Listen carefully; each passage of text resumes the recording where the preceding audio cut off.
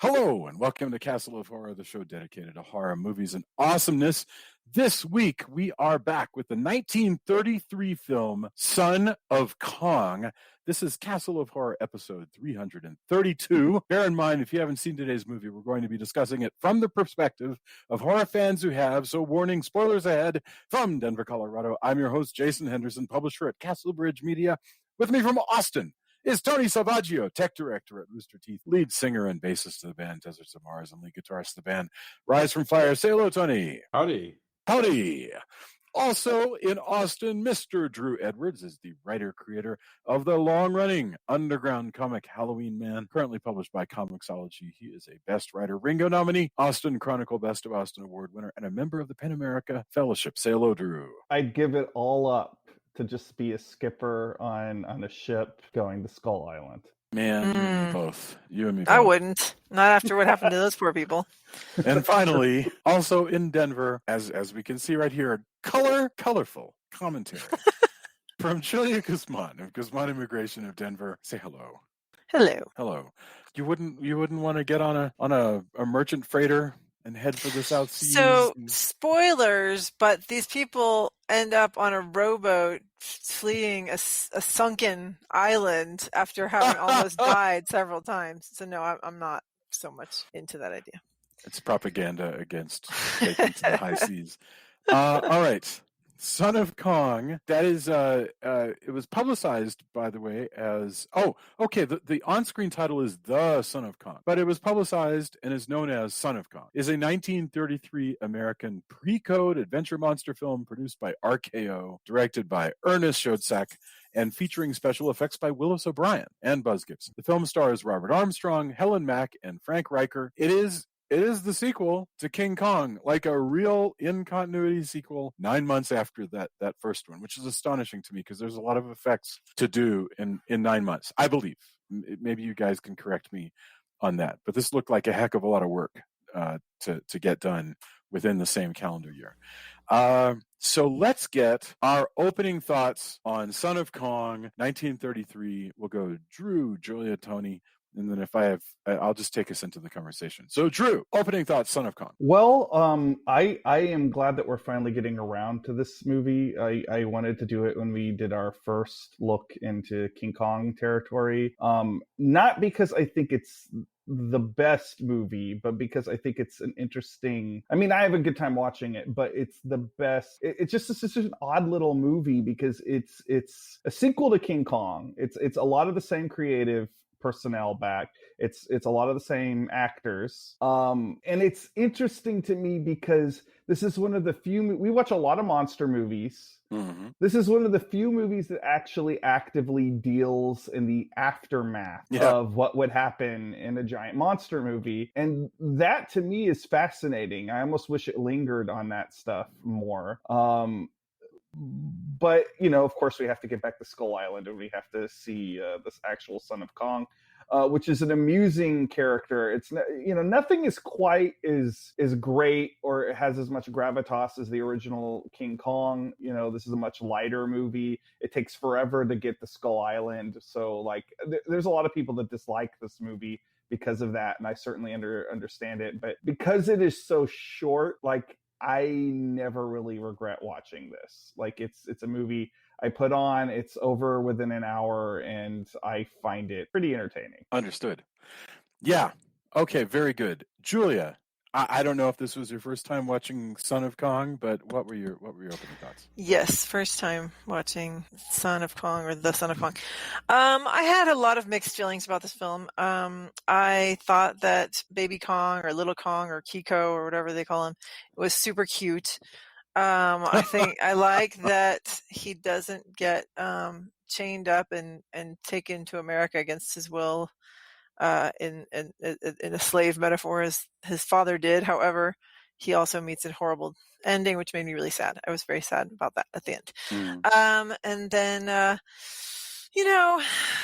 I mean, there's so many issues with, obviously we come back again to some racist overtones and undertones and just blatant racism with natives and with the Charlie, and just a lot of things that are, the one guy saying, I just want to talk to a white person or whatever he says. There's a lot of, kind of problematic things about that, but that's again of a time. And then the effects are really fun and interesting. It's a really tragic story, though, behind the effects. I don't know if you guys knew or read about this. Yeah, it's horrible. Yeah, the guy who was the animator, Willis O'Brien, his wife shot their 2 sons and then tried to kill herself while this movie was being made. So he was my goodness. They were actually separated. It was his ex-wife at the time, but yeah, that's it said the wife, and IMDb it says his wife, so they might have been separated. They were separated at the time, but but still, I mean, she killed his children. Yeah. So that was just horrible, and anyway, so it kind of tainted the whole thing for him and for everybody involved, I think. But so there's some interesting stuff. I kind of wish they'd spent, given that it is such a short film, I wish they'd spent more time with, even though it does take 42 minutes to get to Little Kong. I wish that they would have developed more about the weird plot with her father getting killed by the guy. What's his name? The Hellstrom. Him. And Hellstrom, because then it's just this weird, like, he killed my father and now we're stuck together on an island. I mean, it's just kind of, I don't know. That whole thing was a little odd. And I would say added something entirely different to the island piece. But anyway, so, I don't know. So like I say, it's there's some good stuff and some problematic stuff and some odd stuff, I think. Wow. Okay, good. No, and we should definitely make a point to stop and talk about some of the politics, or I don't even know how best to put it. I guess politics is the right thing. That would never fly today. That would have to be reassessed. Tony, though, what are your thoughts? I mean, the stop motion stuff is pretty cool and charming. Kong is really great, but if there was ever a movie of its time, boy oh boy. I mean, Charlie isn't even called Charlie in the credits. He's called Chinese Cook. Really? Yeah. Wow. The credit goes Chinese Cook. And if that doesn't set the tone for a lot of other stuff in this movie, I don't know what does. But, the natives, like, the only thing that's, like, worth it is the look of the crowd. I forgot what, where they're located with the circus, who are all just bored at these white people coming to their place. Yes. With their monkey circus. Oh, great. Yeah, the monkey circus is grand, you guys. They don't even clap. Like, they're just looking for some relief from their boredom, and none of the, Americans and Europeans are doing anything. No, I know. They're full on playing, like, a song, the monkeys are, and the guy's like, I could have done better. Yeah, I love that crowd, though. But, yeah, Denim, I like that it is a direct sequel and that Denim is dealing with all this. But he has no remorse about. Yeah. He's like, oh, I can't believe I did all these things, and then they're wanting to sue me. It's like, yeah, dude. Well, he has remorse when he's talking to Baby Kong, though. Yeah, he does have even that remorse. He just doesn't care about. He cares about Kong. He just doesn't. He doesn't feel bad about all the property damage. He doesn't feel bad. No, even his. We'll get into it later, but even his sort of kind of apology to Kong is this condescending just BS. He doesn't care about anybody but Denim. He's nice. He's not evil about it, and he's actually kind of like the character itself as he goes through is likable, and even his mannerisms when he's like, "Hey kid," and he's not a lech. Yeah. He's trying to, but Denim's mostly for Denim, and it's Robert Armstrong, the guy that played Carl Denham, actually liked this one better than the first one because he felt like he was more sympathetic and that he had more. Obviously, he has more screen time because he's the main character in this. But he's barely apologetic. Even I don't know.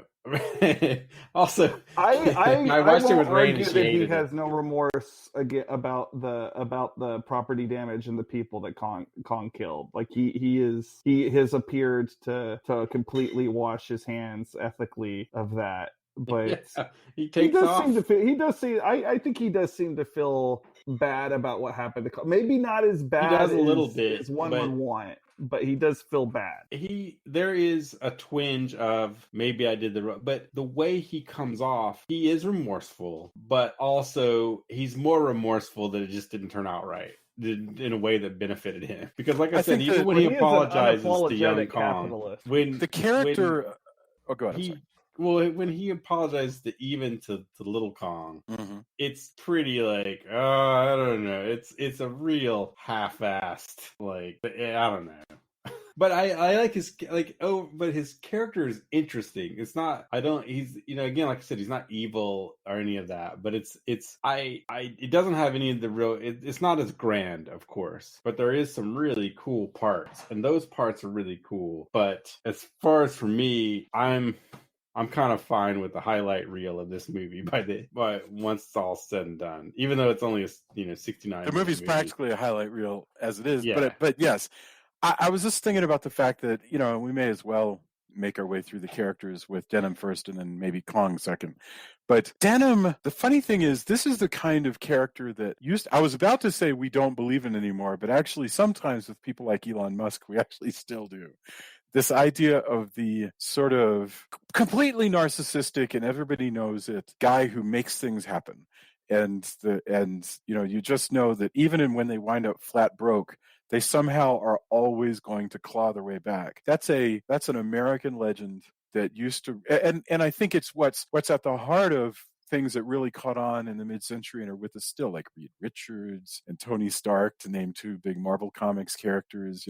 Although I don't think Reed Richards is quite Tony Stark certainly, but I don't think Reed Richards is quite as.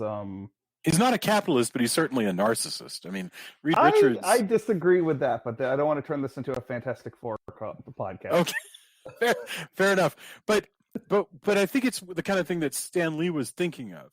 Where these guys who just sort of gather headlines around them and build amazing things. I mean, that's what this guy is. That's the legend. It's what is the Aviator? Howard Hughes, who's the guy who was supposed to be the source of Tony Stark, right?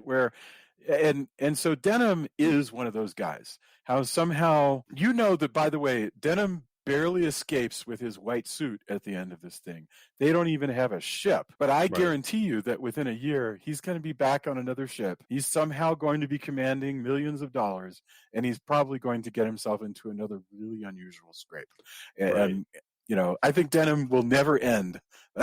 I do like, as far as things go, while I am critical of a lot of Denham's attitudes and choices, he's played really great. Oh, his God. His patter and just how he's despite everything, and like I said, Rain kind of hated it, but it's hard to totally dislike him and that's again why he succeeds, and that's why he's even through all of this, like I'm saying these things and go, well, maybe he's okay, and that's how all of these guys work, right?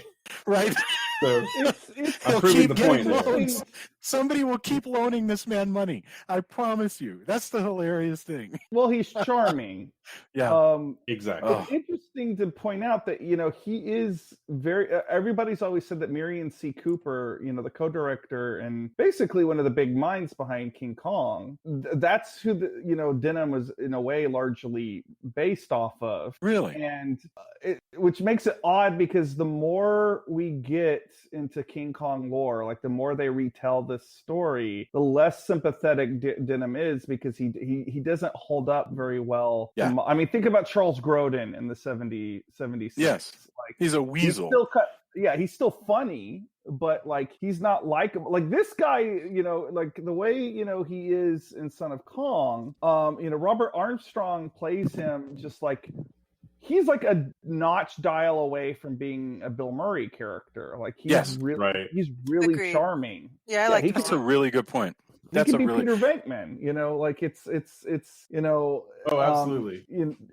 I think, but the way he's like at the beginning of this sort of like flagrantly not taking any responsibility for bringing. But the thing is, he has the benefit of being compared with the people around him who are all jerks. True. So that's right. That's part of it. And they're all there's as with a lot of these things, class comes into it a lot. It's so strange because it's impossible to tell like where the hell Denham came from, but he now regards himself as some kind of leaderly class, even when he's penniless.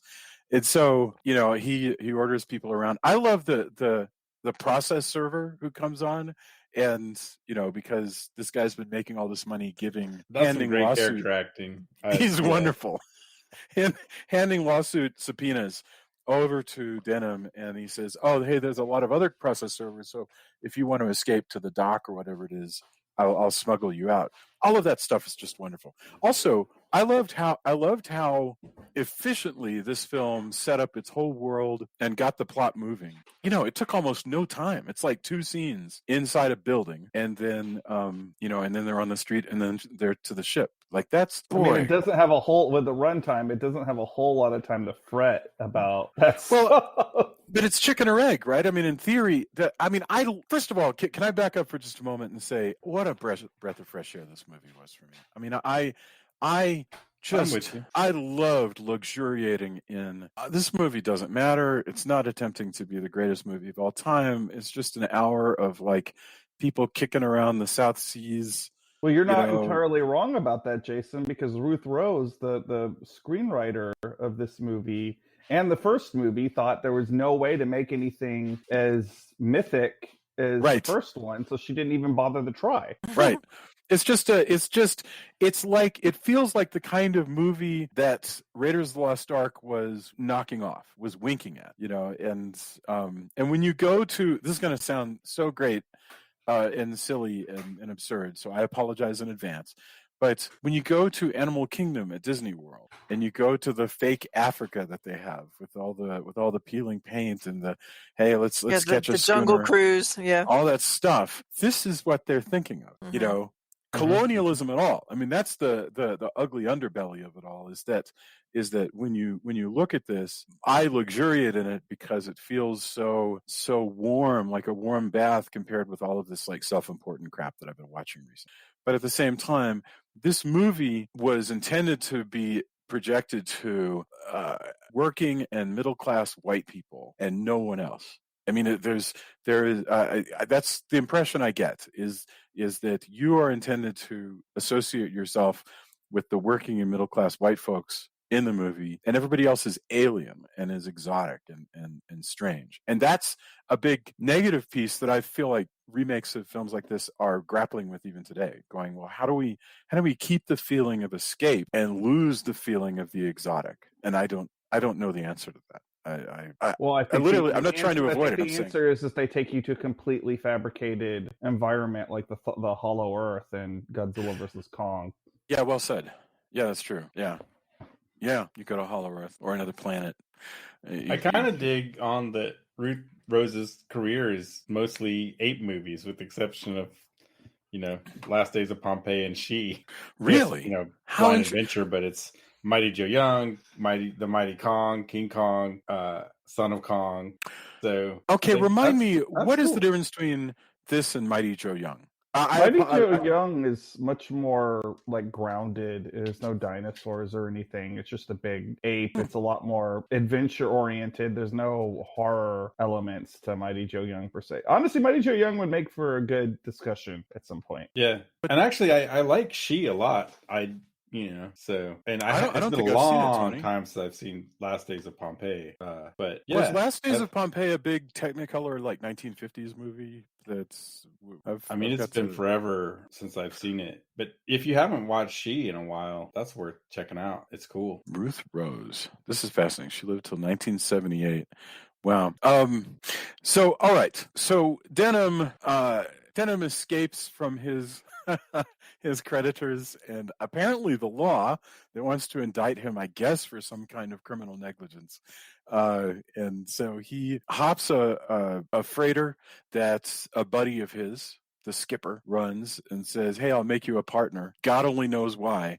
But, well, they're both fleeing. I mean, that guy. Oh, that's right. He's going to be indicted too. Yeah. Yeah. These are the guys who were on the original expedition to Great Kong.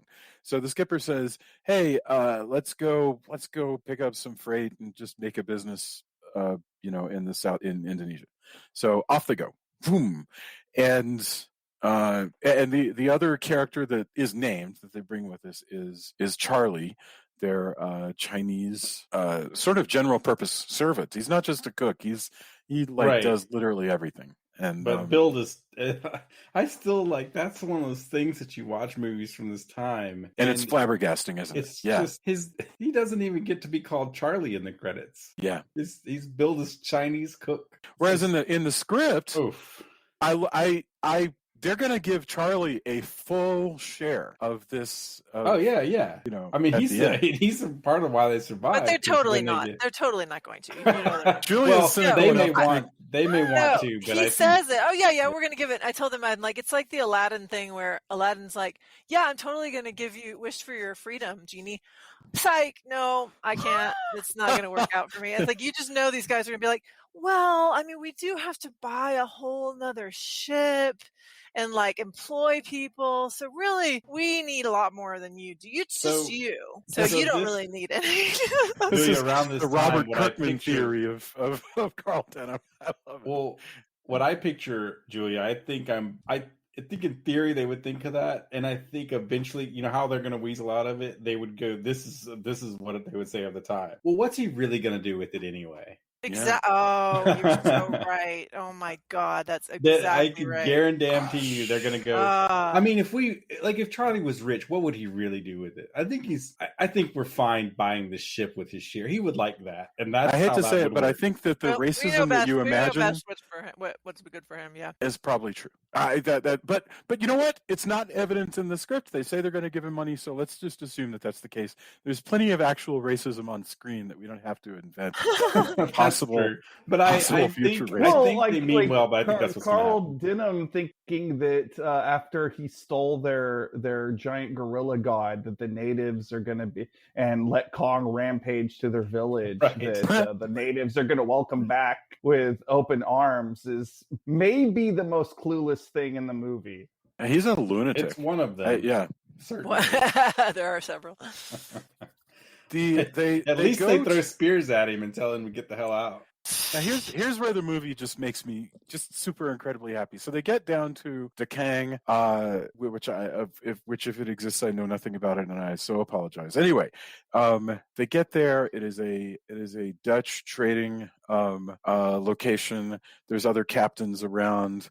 There's this crappy little live show. There's booze. So that's where they're hanging out, waiting for cargo and dealing with the growing communist leanings of the crew. and so, which is very funny because you have this one character from the crew who is, I can't remember what his actual role is on the ship, but his general role in the movie is to begin referring to them as the working class and trying to start a Russian revolution on the ship, and that's funny, and it's played somewhat for laughs actually that he's a communist. Except for that they really do manage to mutiny. But while that's happening, we get into the kind of small time criminal conflict, sort of like in the cheaper Creature from the Black Lagoon movie that we watched, Creature Walks Among Us, where all of a sudden the crew has a bunch of internecine spats and all that. I love this stuff. This stuff makes me so happy. The drunks who are angry with one another. I could just this could have gone on for an hour, honestly. You need to get on the Amazon sidetrack of pirate movies that I was on for a while. If you like that, you're gold.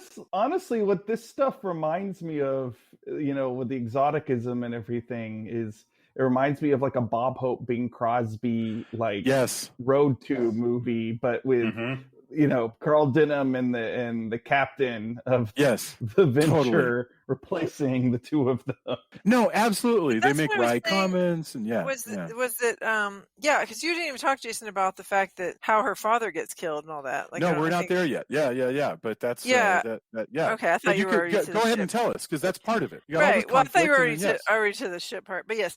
No, I know this is what I'm saying is I like what Tony was talking about with the monkeys and like how they're, Drew, I can't remember which one of you, but anyway, how they're performing and everybody's so impressed with how they're doing. But then, so then you've got this I was sleazy impressed, guy. by the way. Those monkeys were great. The monkeys were ridiculous. But they're sad. They were so They're funny. sad and abused. Like, of course. That's Yes, I'm another. sure I didn't it's- even mention that when I was summarizing all the problematic things. Yeah, of course, there's definitely not a no monkeys were harmed during the making of this film disclaimer at the end. But you never know if they were harmed or not. But they're certainly, they're certainly not treated. They're certainly not interested in super coming back and continuing to be in the band. That's well. Anyway, so the father of our token female of the film, which I'm trying to remember. I forgot her name. Helene, I think she's called. Actually, she's not. It's Helen. No, sorry. Helen Mack as Hilda, but she's called Helene on the stage, but it's Hilda. Okay. right. So Hilda's dad is the one who is like, I'm gonna go get drunk with this other dude Hellstrom. who's Yep. Hellstrom, who's kind of a jerk, but at least he's a white guy. Yeah. Oh my god. That is no exaggeration. That is literally what the man says. She goes, "Why do you hang out with him?" And he goes, "Well, he's white." That is literally. I want to be able to hang out with a white person because we don't. Holy. Yeah. Because we both speak English, basically. Like, I want to be able to speak English. Well, it would have been helpful. But that's not what he says. It would have been better if he had said anything that. about being an English speaker. He says he's white. Holy crap. Yeah, the only way that could have been worse is if he had said something like, "Well, I'm tired of hanging out with monkeys." That would have been the only way that could have possibly been more terrible. Like, just come off as like, "Oh, really?" Yeah. Like, we're all. That's the kind of casual racism that reminds you that the audience was so assuredly completely a white audience and nobody else mattered to the producers at all. No. Otherwise, they would have softened the language because they would we want to sell more tickets. They don't expect to sell tickets. They expect, that. They would have also not painted up a bunch of people as natives. Yeah. No, absolutely. Oof. Yeah. Anyway. So Hellstrom and Dad are drinking. Yeah, go ahead. Yeah, they're drinking, and I forget. You'll have to remind me now what exactly is the kind of the argument that they start to have. Well, they start to say, well, he insults the dad and says, "You're basically worthless. Like, you're wasting your time, and your show is stupid. Awful. Your show sucks, and you were unemployed, and that's why you run this show is because you weren't able to keep a job." And then he starts saying, like, "You're a terrible captain, and you suck too, and you're worse." But he keeps, and of course, like awesome drunk people do. Yeah, both of them are terrible, and it escalates into Hellstrom hitting her dad over the head with the bottle and knocking over and setting the place on fire. Yeah. So then them though, because a lot of the times in movies you'll have an injury like that, which would actually be probably fatal or at the very least a concussion, and it's like next to nothing. Whereas this, it actually kills the guy. Yeah. So I know this is not a realistic movie per se, but nice touch. Yeah. Sure. Well, but then he sets the place on fire. And that, by the way, that effect, the fire effect, to me was terrifying. Because in 1933, they're not, they don't have nearly the sophisticated pyrotechnic, safety measures that they have now. So that was terrifying because that tent goes up so fast, the circus tent, all the curtains. Oh, yeah. It goes up so much fire. They're clearly really close. The actors are really close to it. Really scary, and she's pulling out her dad and manages to save a dress. I was like, okay, and a trunk, But anyway, she pulls her dad out, but he dies anyway. And then she seems to be angry at Hellstrom for about 10 minutes, and then she seems to have forgotten all about it. So I don't know. Not really. I mean, she's plotting. I mean, but she doesn't. My point is, there's not really any grief involved. Oh, I got you. But her whole deal where she's like, you're gonna pay. Like, I like that spirit of her. Yeah. Because when she really in some puts ways, it to it, I would say cool. She's a step up from Fay Wray in the original because she's got a little, not much more, but a little bit more agency. What is it like being? Oh, go ahead, Tony. I'm sorry. It kind of, the only thing that is, I go back and forth is she's really cool and really fiery, but then there's still, by the end of it, there's not, other than he is, he does save them and he's charming, but there's not a really good reason for her to fall for denim. Just other than that's the way the movie works, guys. Maybe she likes older men. I mean, yeah, but like a lot of her agency is somehow, it's stripped away in some ways by how easily she's like, oh, maybe I'll just like denim. But her, like, when she's there going, you are gonna pay, like all of this stuff that starts out, and she's trying to make the best of, she's not, they point out like, oh, she's not a great singer, but she's supporting her dad, and she's gone along, like all this stuff that's really interesting. By the time she's just like, denim, you're so swell, she's only 20 years old, by the way. Like this, this actress is 20 years old. That's Dare I ask for you to look up how old Robert Armstrong is? Robert Armstrong was born in 1890, so he is. This is 1933, so I guess he's 43. So, oh my God. He's just 20, he's only a little bit more than twice her age. Yes. Yeah, I will say that up until, again, that's why the end is just kind of what it is, because for the longest time he calls her kid the whole time. He's very much like, hey, look, I'm older. Come on, like that's not the thing. And it's not until like close to the end that it's really kind of like, oh, for real. But up until that point, it isn't the typical, oh yeah, thanks for swooning over me, cute girl. Yeah, Johnny Depp with a 25-year-old, right? I mean, I thought that was actually an interesting dynamic, like throughout the film. Yeah. Well, I mean, because it's a simpler script, Miss Rose has written a simpler script. There's not a young hero for Denham to kind of put her with. There's nobody. There's nobody else. He's the next person. I was wondering. Go ahead. Yeah. To Tony's point, especially given the fact that he's literally on the lam running from the consequences of his actions, it does sort of bother me that the by the end of this movie, and this is exactly what you were talking about, Jason, is that by the end of this movie, Denham has fortune and glory, and apparently the younger girlfriend. Like it basically rewards him for being a cad. People like him in the world of this movie, people like him are always going to come out on top, just as surely as there are things that they know that Hellstrom deserves to die, not just because he's a murderer, but because he doesn't operate in their world with the skill that they do. Like they're like, hey, Hellstrom shouldn't be hanging out and shooting the shit with the crew. That's bad for morale. There's supposed to be a separation. Well, he's also a lying liar who lies. Yes. No, he does make the mutiny happen. Yeah, like, and he once he realizes the workers. Yeah, although it is pretty. Yes. He's agitating the workers. He agitates the workers. Well, and he's German, right? I mean, in theory, he's Dutch. and this is that's true. He's Dutch. Wow. I mean, I feel like this is playing on sort of some anti-German post-World War I stuff, but you're right. That's a stretch. He's Dutch, so you're right. Yeah. I mean, you might argue that it's anti, foreigner. The Americans all kind of stick together. Although the Engelhorn has a German name, so who knows? So they get to Skull Island, and we get to the actual business of the movie, which is that they're going to go to Skull Island in theory to look for a treasure that Hellstrom insists is there, and that's how he buys his way onto their ship. But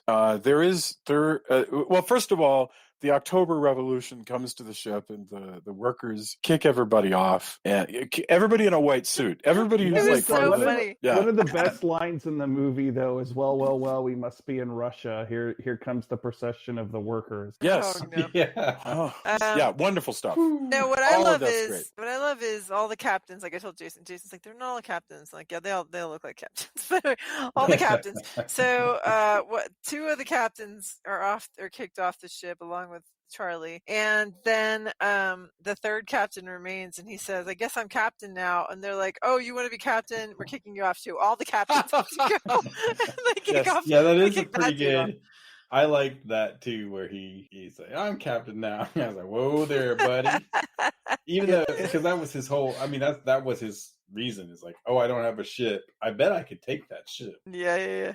Yes. Like if I just tell him there's a treasure eventually, and that's why he's hanging out, and they're rightly kind of freaked out about it. Luckily, also Charlie, at the point where they're kicked off, they go, "What about guns?" And Charlie's like, "Dude, shh," and points. Yeah, you know, Charlie without knows Charlie, everybody's screwed. Like, Yeah, Charlie's the best. I mean, the problem is that Charlie also plays into there's so much racism just in the character of Charlie, because of course he's the model minority. He's the guy of the other race that you can trust, because he'll always stick up for you, and he'll always choose your side. Right. Yeah. And when the other servants turn, he's always going to stick with you. And look, I'm not saying that people like that don't exist, because humans can make their own choices, but this is a trope in scripts that was definitely used unexamined for a super long time. Yeah, fascinating. But who's playing Charlie? Let's see. Victor Wong. I'm pleased that an actual Asian actor plays Victor Wong, because it would have really rung the bell if instead, Mickey Rooney had played Victor Wong. That would have had played Charlie. You're saying played Victor Wong. That's so. What you're saying is this movie somehow is less racist than Breakfast at Tiffany's. Somehow. That's a good point. That's an extremely good point. And yes. Yeah. Not that that's saying a whole lot. Yeah, right? Yep. Well, I mean, and I'm one of those people who believes you should still watch this movie and Breakfast at Tiffany's. I'm happy with the way that Disney's been doing it lately, where they just put little trigger warnings on top of everything. Not even trigger warnings, but like educational. Like this is a problematic film for these reasons. Yeah, I mean, I think that's how you have to do it. Is like we're doing. Make sure you contextualize. You observe what's real, what's going on. Well, honestly, this movie, I watched this movie back to back with The Ghost Breakers, which is an old Bob Hope movie, yesterday, and this movie seems positively woke compared to Ghost Breakers. Oh yeah, so uncomfortable. I hadn't seen it since I was in my 20s, so and I'm so much more aware of that stuff than I used to be, even as a 20-something. And that movie has a black character that is unfortunately has to say some really terribly racist dialogue. And beyond the end of some fairly tacky one-liners from Bob Hope, but wow, still a movie that again, if you want to watch it, contextualize it before going in. It does have a certain entertainment value, but damn. And I agree with you. I do think that like first of all, like this movie isn't nearly as important or as well done as the original King Kong, but because it's part of that place in Hollywood history, like without King Kong, we wouldn't have a lot of, well, first of all, we wouldn't have the entire Godzilla franchise. Like King Kong basically started the giant monster genre, and this is attached to that. And so I think it's important to know that going in. And you're certainly like, look, if you're somebody who's like, nope, I can't deal with it, you're certainly well within your rights to not want to watch it. But I do think it's better to have these movies available, and you can open the discussion about the stuff that is good about it, but also the stuff that is problematic. Because I think that's how we learn and move forward as a society. It is interesting though. They also, I mean, contextually it may not matter much, and it may be faint praise, but they did give Victor Wong like a much bigger role than he had in original Kong. So, guy who's yelling as opposed to an actual character, as much as his character is exactly what we're talking about. I'm not by any stretch saying it's progressive, but it's interesting that he's one of the characters they chose like to go with. And because Ruth Rose has like 4 characters. She has very few characters because she wants to keep this thing lean. And one she's chosen is an adult Chinese male who is a part of this crew, and is definitely a driver. He carries he sneaks them weapons. He does all kinds of stuff. So yeah, those are choices that she made. I think there's so many ways we can look at this, but as far as like what you do with problematic old texts, I think as a student, sometimes you look at them. I think if it brought you too much pain, I think you wouldn't. Well, and that's why we have new work. I just don't think there's an answer that that is. I think people are of different minds about it, even with it. For example, the whole argument about whether or not you should have destroy the statues of Confederate, leaders and that kind of thing. It's like, do you destroy them or do you leave them and then contextualize them, like we were saying? I think there's always going to be people that are of both minds. Of like, yeah, let's get rid of all the work that is offensive versus let's never get rid of the offensive work because we want to remember where we came from and learn from it. The difference, though, between a film. Sorry. I think the difference between a film and a statue that's out in public view, though, like if you're flying Confederate flags on like a courthouse, or there's like a statue of Robert E. Lee in like downtown Dallas or whatever, like that's something that you have to drive past every damn day, right. But I'm saying, I'm not talking about myself. I'm talking about the people who are offended. This is what I'm saying is that in the case of the statues, there are African Americans who believe that you should keep them up so we see where we came from and we learn and people don't make these mistakes or we can change stuff. And then there's other people who are like, no, we shouldn't have to see that. You know what I mean? So, and I think both are legitimate. But I understand that, but I think that is a slightly different discussion than a film where it's like optional. Like you don't have to go looking for it. Yeah. Like Son of Kong is easy to watch. It's on HBO Max, as is just about every other official King Kong movie. Right. But you have to go out of your way to watch that. Whereas, sure, but there's still the question of should we watch it? You know what I mean? Like, do you watch it and then talk about? I think if you're interested in genre history, like I am, and you want to be a scholar of it, I think you do need to watch it. Like, film history, unfortunately, has uncomfortable stuff in it. And I mean, I also look at it. My final take also is that for all the things we talk about, I'm a middle-aged white guy, and so fair. Me contextualizing things, I'm not the arbiter of what anybody should or shouldn't watch and how comfortable you should be. I lean towards what Drew is saying, in that I think if you cut out all of it, you might have some gaps in a film knowledge or an understanding of what was going on at the time. But I'm certainly, if somebody says like, look, man, that's not the way this works. Well, I'm not going to argue that, like, I'm not the arbiter of what people are comfortable, because again, I'm not the one dealing with everything in the world, right? Right, you don't have the psychic pain associated with seeing it. Yeah, but let me contextualize this with a movie that I do have a stake in. Like so, a couple of months back, I made a post about the movie Split, and I have dissociative identity disorder. That's something I've talked about off and on the podcast.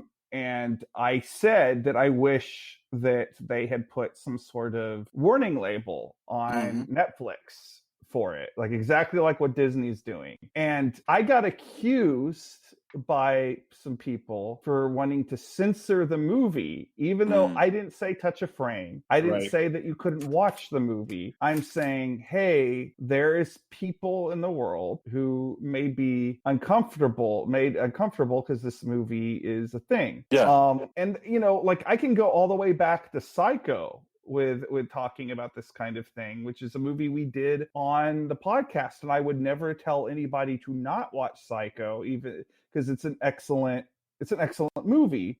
But I do think there needs to be the discussion on how these sort of portrayals hurt people living with that disorder, because there's no counterbalance. Like it's just like the thing with Charlie. Like unfortunately at the time this movie was made, there wasn't much options for a better, like they would never have given a Chinese person or an Asian person a better character than this. So this actor probably had to take the work he could get. And that's still the case. That Yeah. I was listening to an Asian actor talking recently about how even now the only characters that Asian people can play are Asian characters.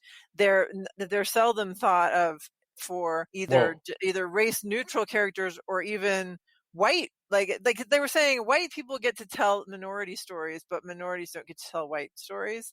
I just thought it was really interesting. This is one of those moments when I really wish that we had a slightly more diverse cast on this podcast. You know, I could only speak to degrees of diversity, but like my main thing is neurodiversity, of course. Which it's not quite the same thing as race, but it's definitely not the same thing as race, because I still have gobs of white privilege, you know, like that shield me from certain things. But I can say that I would not ask for movies that allow for discussion to be removed, to be, you know, like I wouldn't want to disappear Split. I wouldn't want to disappear Psycho. I think that you know, and again, I'm not a monolith. My opinion about this is not a monolith. I'm not asking for what an Asian person would think about this movie or what a black person would think about this movie, but it is a worthy discussion of having. But you say, like with Psycho, you can't have in the description of Psycho anything about dissociative identity disorder or anything like that, because it would give away the ending. So I mean, how would you even suggest? I don't care. Give away the ending. Give away the ending. I don't care if you don't know the ending of Psycho. You haven't been paying attention. Well, no, I don't mean actual Psycho. Give away the ending. Give away the ending. A new movie. You can't give away the ending in the description of a movie. Spoil it. Put a disclaimer on it. I'm telling you, as someone that has lived with that disorder, put a disclaimer on it. Put a fucking So I'm disclaimer saying on that it. you are actually saying don't have those kind of movies, because what No, I'm telling I'm saying you is spoil the movie. If you create a new spoil the movie and let people talk about it. Like, no, if you create a new Psycho is movie, part of pop if you culture. create Everybody a new movie and the whole point is the twist ending, you can't spoil the ending. You just can't have the movie, because you cannot have. Everybody knows who Norman Bates is. I'm not talking about Psycho as if I'm saying Psycho was a brand new movie that you didn't know anything about it. No, I'm not talking about the actual movie Psycho. I'm saying a movie like Psycho where the twist ending is a DID twist ending, that you cannot have if you that. Really want my opinion, if you really want my opinion, they've made that movie. Don't make that your twist. Like, don't do your twist ending like that anymore. Like, right. Well, you know, like Split, it was right there on Split. It was right there on the poster. Right. Like, True. It was like, That's this is what this movie is about. This is a really good idea, but it's you're saying don't have the movie be Psycho again, like a new version of Psycho. I would rather not have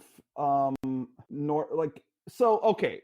Bates Motel was much more nuanced than Psycho and its portrayal of Norman Bates. Like I did not mind that show. I thought it was well done. But what I would like to see happen, and I can tell Jason wants to pull us back from the rabbit hole and talk about stop motion animation. Yeah. But let me get this out, Jason, need to and we talk can move about on. The gorilla. Yes, but yeah, go ahead. Let me move on. I will swear we can move on. What I would like with all characters when you're dealing, and this is the same, the same as what you were just talking about with, like, Asian actors wanting to be portrayed, or certain types of stories, because people who are mentally ill or neuroatypical or whatever you want to call it are normally regulated to being villains in things. What I would rather, as a counterbalance of that, is maybe start to make more things like Doom Patrol, where you have characters who are mentally ill, but they are the focal point. They are the heroes. They're the protagonists. Absolutely. I want to see more stuff like that than, making another serial. I'm not saying you can't make the serial killer movie. I'm with you. But, it's just like any other group. I would like to see myself represented in a fictional context in a way that, I'm not always pigeonholed into this part Sure. that's negative. And I think that's every marginalized group feels this way, you know, Exactly. like, and again, I'm not saying it's exactly the same thing as race. Lord knows it's not. But this is, you know, the perspective I am bringing right Gotcha. now. Okay, we can talk about stop motion animation. I promise. Well, no, this is fascinating, but it almost deserves its own entire episode. Just Well, around.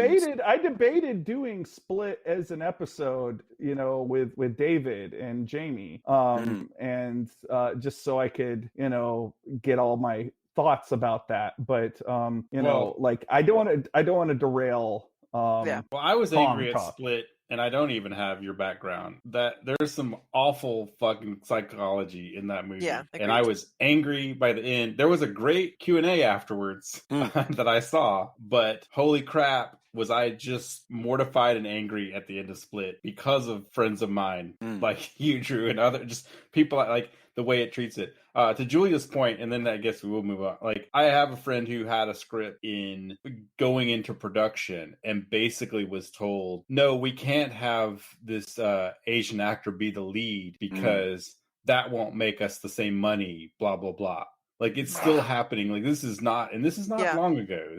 But zero confidence. And he's like, no, look at what do you think other countries are doing?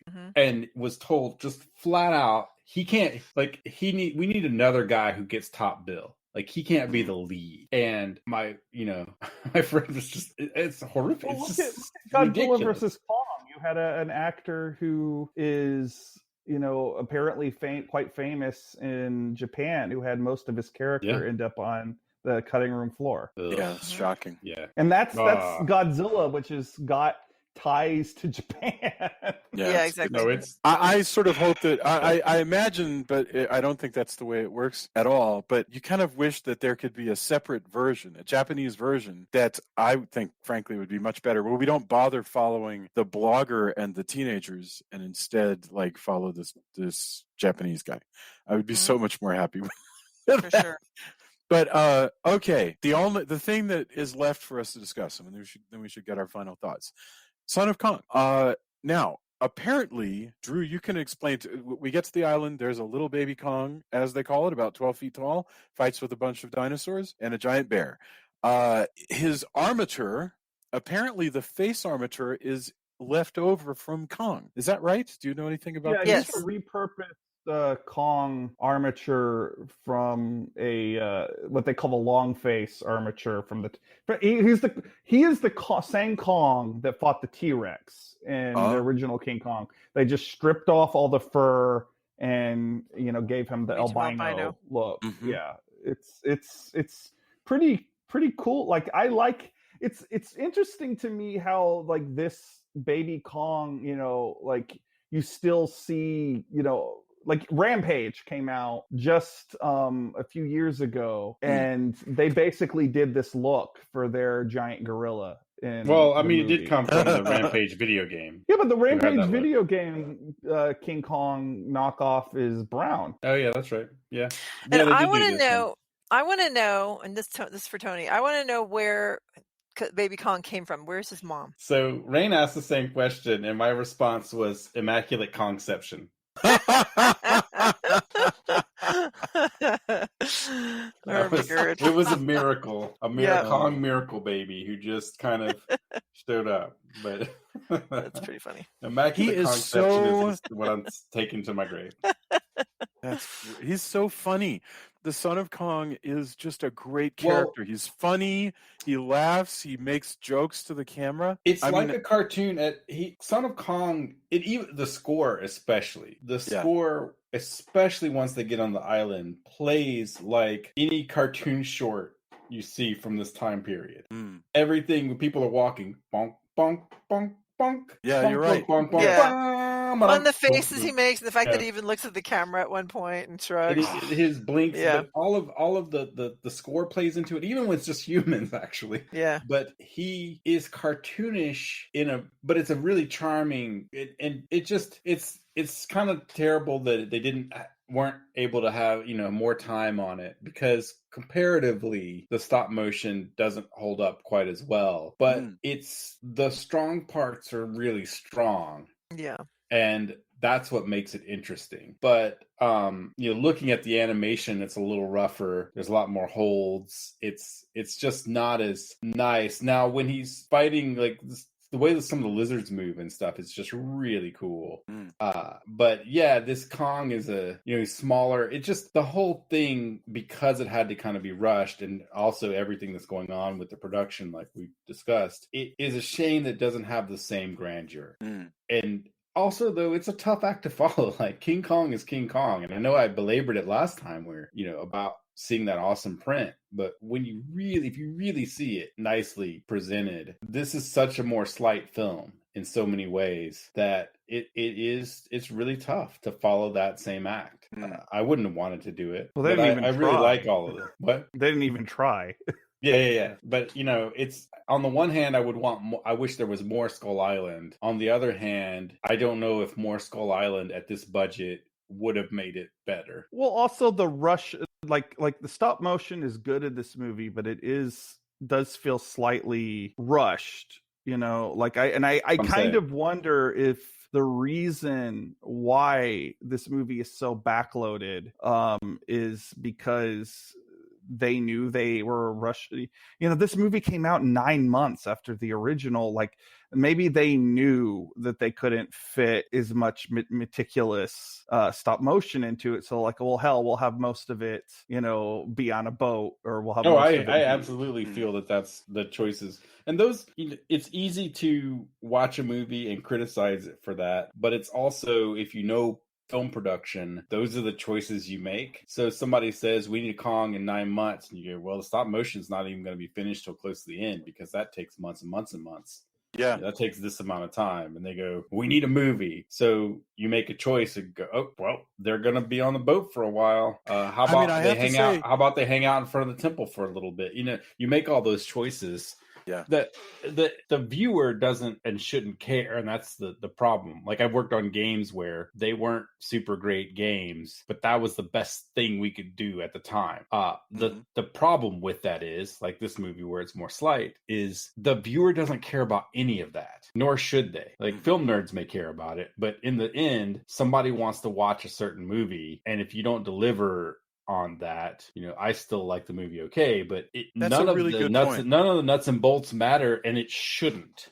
Well, it's nice if people understand and appreciate it, but if you get a movie or a game that just doesn't grab you and you don't enjoy it, it doesn't matter that everybody got sick and was stuck in Borneo for half the shoot or whatever, or we ran out of time, or we ran out of budget, or we had or our main guy got super sick and we had to replace him. In the end, if it hurts the art, it hurts the art. You're stuck with a movie that's not as good. It sucks when you have to make, because I've made choices. Although, like, how being tasked to make a movie as good as the original King Kong in 9 months is almost that's insane. That's another part of what I do hate about these choices is, and I've worked on them, I've had friends who worked on them, is one of the things I am most averse to is being set up to fail.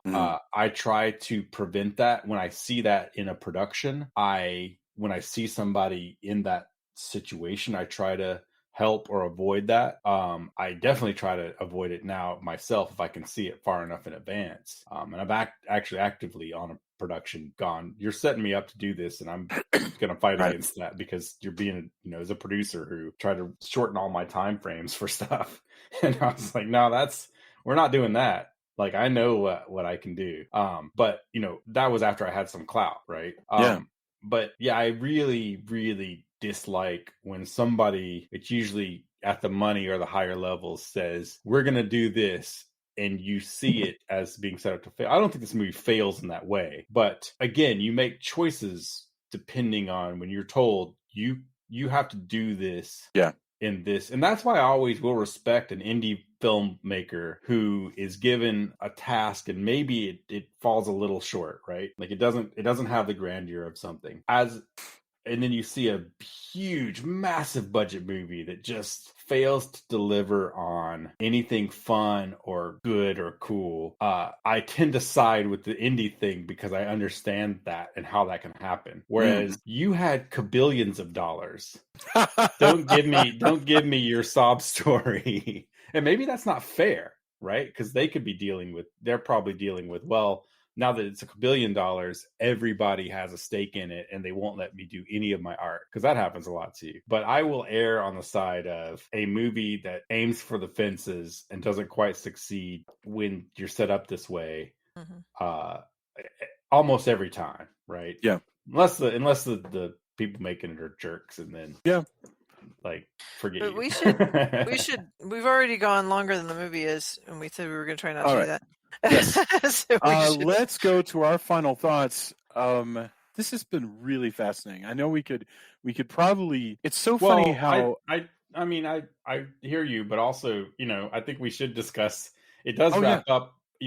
For all of its stop motion, we get 3 cool monster battles. We get a bear and 2 dragons. I love the we get bear somebody battle. getting eaten by a sea monster. Skull Island freaking sinks. And Kong. Yeah, I wasn't saying that we should go to final dies. thoughts. I was saying we should move I'm along sorry. on the plot, because that's what I was going to say, is that that the end is so sad. It's like such a tragic, horrible thing. Like, they just have this weird earthquake / like, I don't know if it's some kind of typhoon or what happens, but for whatever reason, the island just suddenly starts crumbling. This is the only piece of the movie that I didn't approve of, so-called. I don't know how best to put it. In other words, this is the only thing that loses me, is the sudden storm that destroys the island. It just seems it was so bizarre, weird. I agree with you, Jason, because it just kind of comes out like, okay, we have to end the movie now, and yet it's the only part of this movie that people really have kept for other versions. Like, Peter Jackson cribbed the idea that Skull Island was sinking for his version of King Kong, and then they did it again in Godzilla vs. Kong, where you have a storm overtaking the island, albeit not all at once. It's right. Not slow, but that's definitely where they're getting that idea from. Well, that's another spot where if they had more time, and I guess money probably, they would have spent more time on this, because it really does just go very fast. Like, suddenly the island is sinking. Well, a single line of dialogue earlier, such as, according to my maps, this place is actually pretty unstable and could go any moment. Or somebody. The problem is they're not communicating with anybody. If they were communicating with somebody else somewhere else who said, "Hey, there's a big storm coming your way," or whatever, but there's nothing like that. If I were doing it, I would have it as a direct, like there was like a curse on the treasure, or like the treasure somehow unhinges something. Yeah, and again with Aladdin, it'd be like an Aladdin thing. Yeah. Or if we find out that Denham taking that stone did it. Yeah, and then exactly. You're once again like, you colonial capitalist. Do you remember in Zombies of Moratau, he throws the diamonds back? Zombies of Moratau. I love Julia's like, freaking Moratau.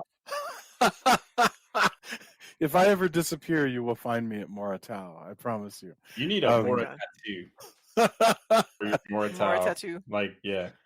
But he throws the diamonds back to stop the curse, because he can't take the treasure away. None of that here. Denham's going to get his darn treasure. He gets the treasure. So he's funding his next ship. Yes. His next venture that people will just throw money at him for. By gum. Absolutely. Yeah. I but just want to say, go ahead. You want to just the bear. I love the bear fight. I love how Kong just wails on the bear. It's like punch, punch, punch, punch, punch. It's fantastic. Well, it's wrestling. Like, there's we talk about monster wrestling in Godzilla movies. Yes. There's a lot of straight up. There's not ropes, but it's definitely, he slips under the bear, and he does some monster wrestling stuff with the kind of dragony lizard as well. Fantastic. Yeah. That's my favorite stuff in the whole thing. It's really good. Yeah, there's unfortunate that there isn't more of it. Mm-hmm. But I felt like there was plenty. I really did. I didn't feel like I was watching it and going, boy, there's a lot of monsters in this. Considering that stuff that Tony was saying, you don't have to give them points for. But I was like, there's a lot here, especially because I was fine with them just arguing with one another on the boat. I mean, I was like, I'm stuck inside. I think COVID. the rest of us probably came to a King Kong movie for perhaps more dinosaurs and more giant gorillas. Right. Yeah. No, fair. Okay. Yeah. Again, look, Jason, I this do recommend movie. that you watch, like, go to Some pirate Amazon, watch movies? one pirate movie, and then let it Okay. suggest you a bunch more, because you'll sounds find a lot of cool arguing on ships in all the best ways. Like I was on that trip for better part of a week, like months ago. But yeah, for the rest of us, we also want perhaps more Kong. All right. No, fair. Okay. But we should wrap it up. We should get our final thoughts.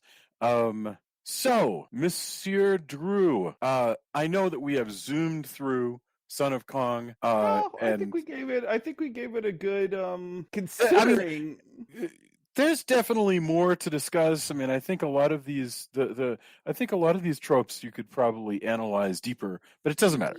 Certainly, but like first of all, I don't think this is going to be the last Kong movie we ever do, Right. and I think we gave this a good once over discussing the themes, considering that it is such a slight movie. It is a movie that I enjoy. And you also got me thinking about Mighty Joe Young, which I think we should do here in a week. I agree. I agree completely. That's basically a third Kong movie without being called King Kong. But I enjoy this movie. Warts and all. I think it's problematic. I think it's terribly paced. I think that, this is not a movie you should watch if you want to know about pacing, but it's charming. I love the stop motion. I love the little Kong. And I even love Carl Denham, even though he's kind of a prick, like I just think that this is, it's also just an important, because this is the only true sequel to King Kong. So, it earns its place in Hollywood history for that, if nothing else. But certainly don't expect it to pass any 21st century ethics tests, because it doesn't. But if you want to see some stop motion dinosaurs and some stop motion prehistoric animals, it hits the spot. That's fantastic. Julia, what are your thoughts? Well, I don't think we talked enough about Baby Kong's awesomeness, because what he does is, so when we first meet him, he's stuck in quicksand, like you do, and they have to help get him out. And so they managed to push over a tree, which I found impressive. Denham does, and so that he can get out. So then, little Kong is like, "Oh, thanks. I'm gonna help you guys out when in a pinch, when you're in trouble with monsters." So a lot of this is like him kind of helping them. Then when he gets injured a couple times. Once, I can't remember how he gets injured. I guess during the fight, and then the second time with the rifle, I think he gets injured again, or at least it seemed like he at least got startled, if he didn't get hurt by when he picks up the rifle that the guy had. But anyway, so he gets hurt. So the first time he gets hurt, they patch him up, and so now he's happy again, and he's says things. He has a full on conversation with them that we just don't understand. But he's really complex and sweet, and I just really liked his character. I thought he was neat. Yeah. And so it was so sad to me that his final act is an act of heroism, when he, as the island sinks, holds up Denham above the water until the other folks in the rowboat are able to come rescue him. So I just thought he was a really sweet character, and it made me sad how it ended. So that's one thing I had felt like we hadn't really talked about. But other than that, I think we talked about everything that I had thought about the film. So yeah, it's been an interesting conversation. Thank you very, very much. Tony, what are your thoughts? I still I really like the animation, although I wish, again, it's just one of those, if you had a few more months or even a month, you might have had something more fluid. it is the score makes it perhaps even more cartoonish than it might have been, but there's a lot of charm in it. To Julia's point, there's even the part where Kong is helping them, and Diddum again, he's just such there's so much of that. He's charming and he plays it well, but Kong shakes down the coconuts for them to help him, and he's like, "Hey, what are you doing? You ate," like this. Right, he's exactly because what he shook down too many coconuts. Well, yeah, but he's still the way Diddum approaches it is just like and it which does make it even more tragic, and he even justifies it. Kong would have wanted me to live. Look how he saved me. Oh my God. Yeah. But I don't know. That's the character. I enjoyed discussing it. It's a 69-minute movie, so you can breeze through it. It's like I said, if you want to see a movie that definitely encompasses the dictionary approach of a time, boy howdy, is this movie that. But I would have been fine with more Skull Island stuff, because I like that. A lot less natives than, actually in this one they're a lot. They kind of sweeps by, but it's still pretty bad. But there's cool adventure stuff. I think what Drew brought up, where this is a slight movie that doesn't get a lot of play, but it also introduces things. It's an influential movie for other bits. Like I agree with you that there's some Raiders of the Lost Ark stuff that probably feels more Kong Skull Island, Son of Kong than does King Kong. Mm-hmm. In the way the temple is there are a lot of movies that kind of do stuff like this, but I really watching it this time, you can see the how it influences things. You can see some Raiders they definitely watched this movie, among others, right? But yeah, the charming bits are really charming, and it's a great look at this sequel and cool. There's a lot of cool bits. I don't think it's not going to be in my top movies I'm going to rewatch all the time, but I did enjoy looking at it from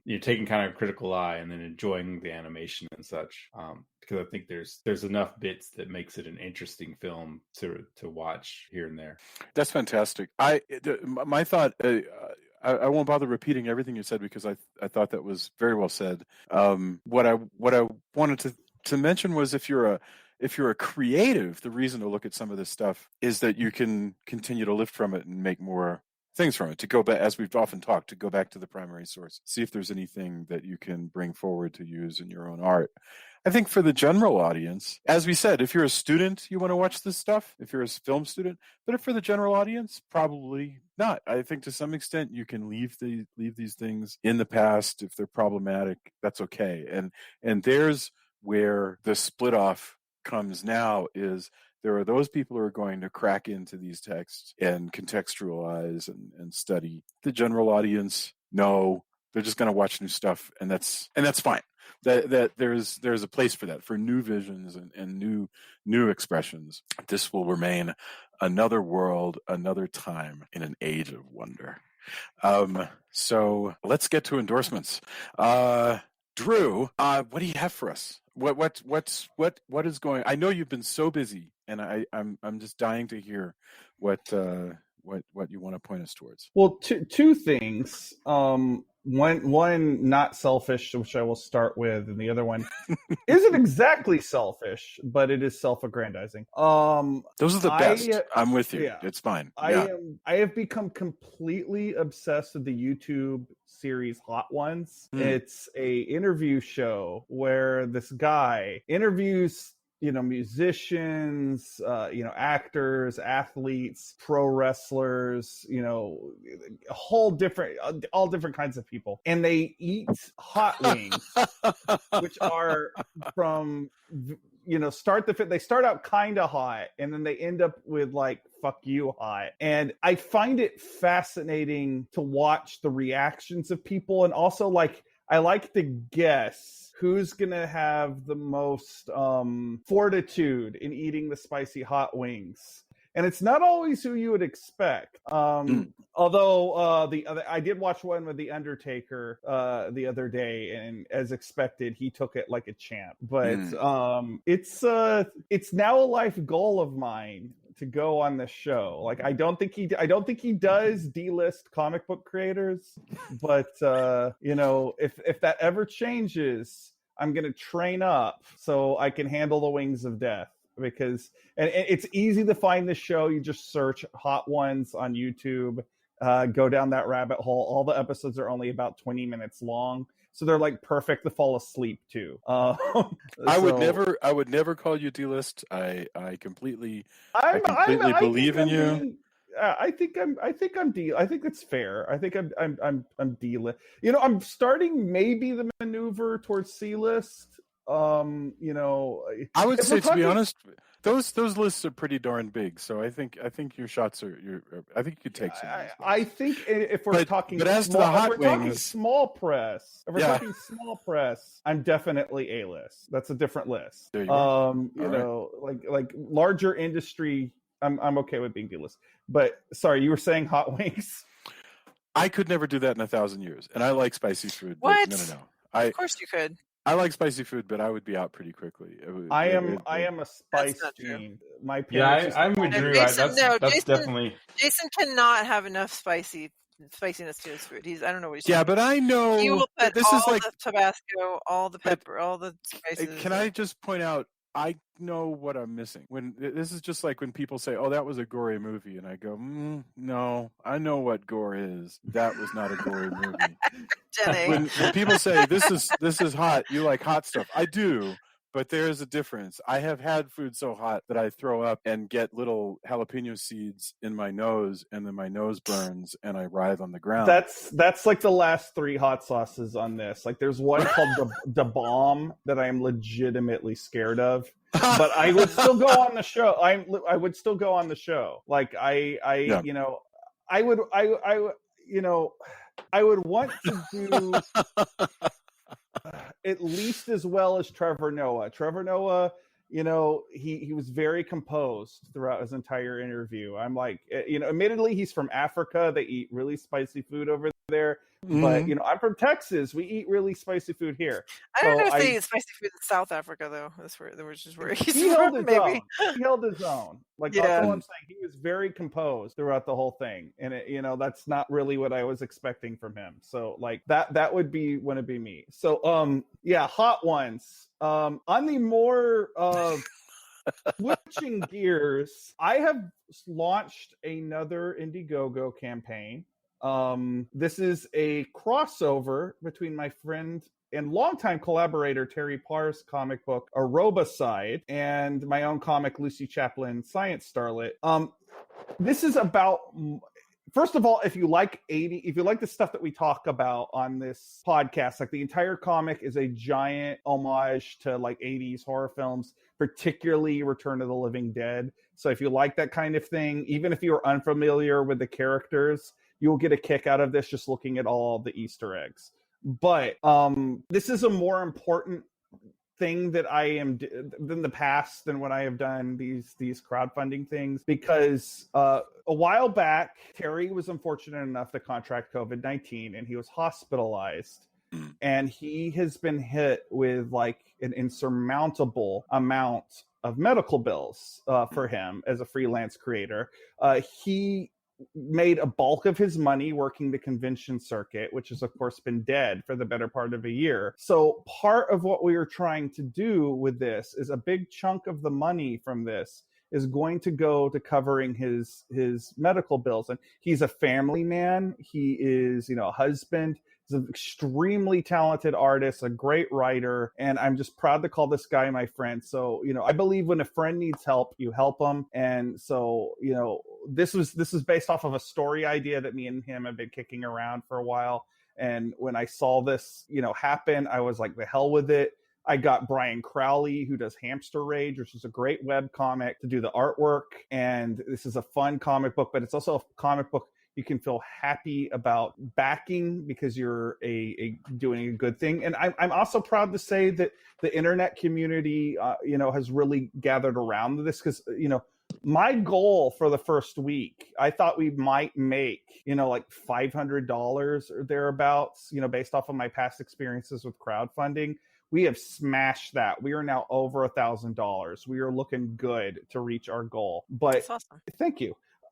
If you hear this, if you listen to the podcast, even if you don't like comics, you just want to donate money, I'm going to put the link on our Facebook group tomorrow. Please back this crowdfund. COVID is the big fight of our time. And certainly our the way our medical insurance industry is set up, it is not out there to help working creatives. Here is a way that you can. Please consider doing that. Hear my words. I know a lot of people listen to this show who aren't necessarily comic book fans, but I'm telling you, you'll get enjoyment out of this, and you'll also just get the pleasure of knowing that you helped somebody that really needed help. So that's what I got this week. That's really great. Thank you very much. Julia, do you have any endorsements for us? I don't really have anything new. I'm going to let you talk about the movies that we watched that you were going to talk about last week and we ran out of time. But the only thing is just that the series finale of the of Falcon and Winter Soldier is coming up this week, and it's been a really great little series. So if anybody hasn't watched it, then I suggest that you go ahead and catch up and then watch the last episode with us on Friday. Very good. Okay, awesome. Tony, how about you? I can't think of any. I know that I had stuff, and now I'm completely drawing a blank. That's great.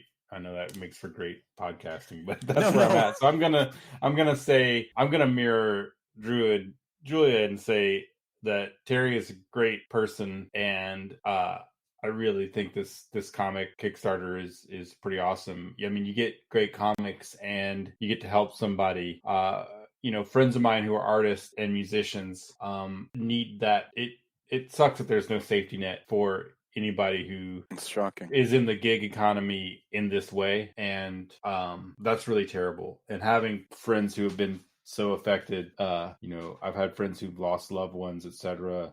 Not only, and who I have other friends who are still dealing with their bouts they had with COVID. They even mild cases. Some of them still have lung problems.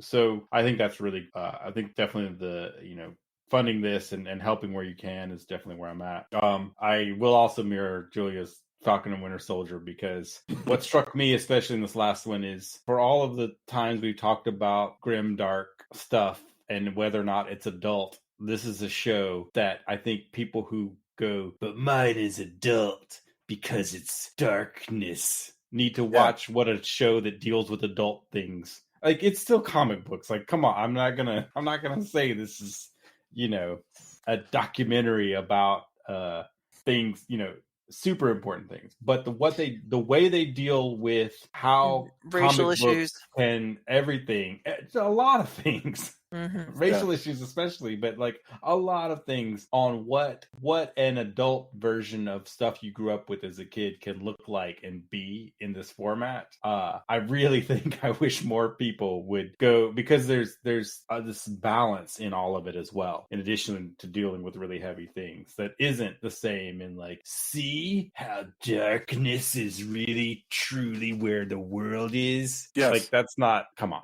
And I think this show, like, as I finished this episode in particular, for this past week, I just wanted more people to go to, like, here's how you handle things. Mm-hmm. Like, coming from like brightly colored comics that you grew up with as a kid, and also handling. But anybody who's a comic book fan has seen, Iron Man deal with alcoholism, and there's plenty of heavy stuff like that I don't think people give comics enough credit for. But seeing it in this format really just shows how a lot of grimdark stuff is a childlike adult's version of what adulthood is. Very good. And I don't think this is that. And again, I'm not saying anything particular. It's just how I view a lot of movies like that seem to. This summed it up to me, that far too often people's views, like when you make something, it seems to be not a childlike adult trying to show that they're adults. And I think this isn't that. I mean, and that thing of a child and it's really more an adolescent trying to be an adult, is usually a picture of cynicism. But Yeah. what's remarkable about humans, and comics can really do it, is that you can decide to be a pessimist and that things aren't going to work out, and yet you're still going to do your best. You're still going to try to be a hero. You're still going to try to make life better for different people. You can confront the horrors of the world and still decide to be one of the good guys. And that's what adulthood is. You know, I think there's just more nuance than I had anticipated right in the show. And I find that to be interesting and compelling each week. I think there's a period when you're an adolescent when you suddenly discover that things can be pretty shitty, that you just want to go around proving that to everybody else because you are deluded into believing that nobody else has noticed. That's the hilarious part. And then after a while you realize, oh no, everybody knows that. and then you chill out, you know. But there's this period, and you're right, grimdark is kind of stuck in that, hey man, don't you realize Robin can die? Well, of course Robin can die, you know. But yeah, I'm not, again, like I said, I'm not even calling out, but I just found the nuance in this yes, really, really great. And, you know, I mean, again, it's comic book superheroes. That's cool. But the way the storytelling is handled, it didn't have to be what it is. And I've been extremely impressed with everything that's come up throughout the series. So I am looking forward to how it ends and see if, you know, how I think that'll stick the landing, but you know, I'm anticipating next Friday for sure. Excellent. Yeah, it's been just a really positive thing every Friday. I've just been so happy with that. Okay, my endorsement is exactly what Julia mentioned, which is a thing called the Boston Trilogy. They are 3 films: The Invisible Guardian. What are the 3? The Invisible Guardian, The Legacy of the Bones, and then The Offering to the Storm. The first 2 came out theatrically in Spain. The third one got COVIDed, and so it came out straight to Netflix, and so we all can watch all 3 of them on Netflix. Together they are called the Boston Trilogy for the area in Spain in which they take place. But they are about Amaya Salazar, this FBI-trained Spanish investigator in Spain, who spends a lot of time looking for serial killers and other spooky characters in a lot of foggy streets and flooded streets and misty woods and big strong flashlights, and it's all in Spanish. And I promise you, this is like the second coming of Clarice Starling. It is fantastic. They're really good. They're really twisty, but there's also like an element of all of this family subterfuge and secrets going on, and I don't know. I fell in love with it. I didn't know it existed. My father-in-law texted me and said, "Hey, you got to check out the Boston Trilogy, but be sure and watch it in Spanish instead of the dub." And I was like, "For sure, yeah. As long as there are subtitles, I'm good to go." And he was so right. They are great. We watched them like 3 nights in a row. And I wish there were more. So yeah, I was super happy with it. Julia, is there anything that you would add about the Boston Trilogy? I mean, you know, it's a really good looking movie, rather series of movies. It's a little bit irritating to me that the main character seems to be the center of this world in every single possible way. But you know, that's just how it is. Like you kept likening it to K Scarpetta. But there was definitely some interesting stuff. Yeah, I don't know. I don't know what else to add to what you said, but It's beautiful. Yeah, it's really gorgeous. So yeah, that's totally my endorsement. Other than I will say this, I just re-upped on Shudder, at least for a short time, to catch the new episodes of Joe Bob Briggs, because our friends at the Monster Movie Happy Hour won't stop talking about it. So I was like, okay, we got to see what's going on with Joe Bob Briggs, and because he is such a hilarious dude who manages to combine good old boyism with a sort of tricky progressivism that is sort of fun to watch him navigate. It's neat. Mm-hmm. So I'm Everybody really get your shot. I'm getting my second one tomorrow. Yeah, that's right. You're gonna be a superhero now. So yeah. Is that how it works? I didn't know that. That's what I heard. Yeah. Everyone be excellent to one another. Boy, I cannot wait. I cannot wait, guys, for the cons, for us to be back at a con and at a booth and all that stuff that I really believe is going to happen next year. I really think we're going to be back at it, and Hope so. Man, you know it. Yeah. All right. Have a great week. Yeah, have a wonderful week. Thank you so much for being on. Thank you for watching this movie, which just made me feel really good. And we'll see you next week with whatever movie it is. I don't even know yet. Bye. Night, everyone. Good night. Goodbye.